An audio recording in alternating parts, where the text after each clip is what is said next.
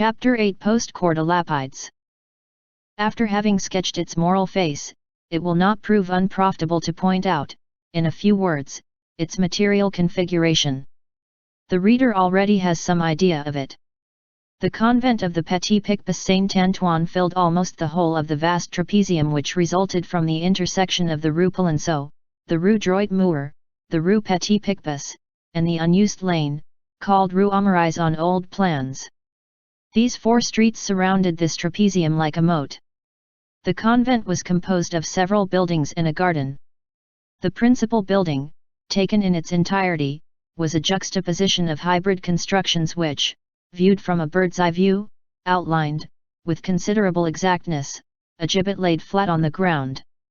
The main arm of the gibbet occupied the whole of the fragment of the Rue Droit Mur comprised between the Rue Petit Picpus and the Rue Polonceau. The lesser arm was a lofty, grey, severe grated facade which faced the Rue Petit Picpus. The carriage entrance number 62 marked its extremity.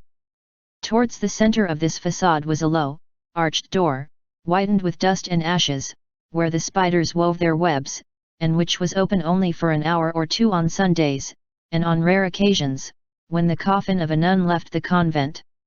This was the public entrance of the church. The elbow of the gibbet was a square hall which was used as the servants' hall, and which the nuns called the buttery. In the main arm were the cells of the mothers, the sisters, and the novices. In the lesser arm lay the kitchens, the refectory, backed up by the cloisters and the church. Between the door number 62 and the corner of the closed Aumarais lane, was the school, which was not visible from without. The remainder of the trapezium formed the garden, which was much lower than the level of the Rue Polonceau, which caused the walls to be very much higher on the inside than on the outside. The garden, which was slightly arched, had in its centre, on the summit of a hillock, a fine pointed and conical fir tree, whence ran, as from the peaked boss of a shield, 4 grand alleys, and, ranged by twos in between the branchings of these, 8 small ones, so that, if the enclosure had been circular, the geometrical plan of the alleys would have resembled a cross superposed on a wheel. As the alleys all ended in the very irregular walls of the garden, they were of unequal length. They were bordered with currant bushes. At the bottom, an alley of tall poplars ran from the ruins of the old convent, which was at the angle of the Rue Droit Mur, to the house of the little convent, which was at the angle of the Aumarais lane. In front of the little convent was what was called the little garden.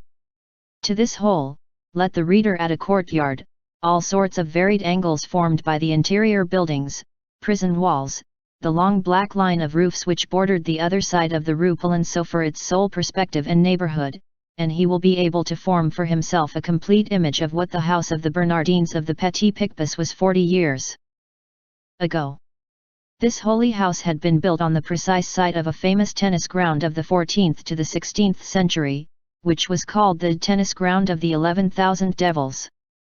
All these streets, moreover, were more ancient than Paris. These names, Droit Mur and Aumarais, are very ancient.